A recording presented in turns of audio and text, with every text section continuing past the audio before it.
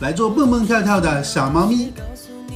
首先我们画一只小猫咪剪下来，按照这个图呢，从纸板上面剪下2只猫咪的形状，把2只猫咪合在一起，下面部分呢正反面都用胶带给它粘好，这样可以活动，但是不会分离。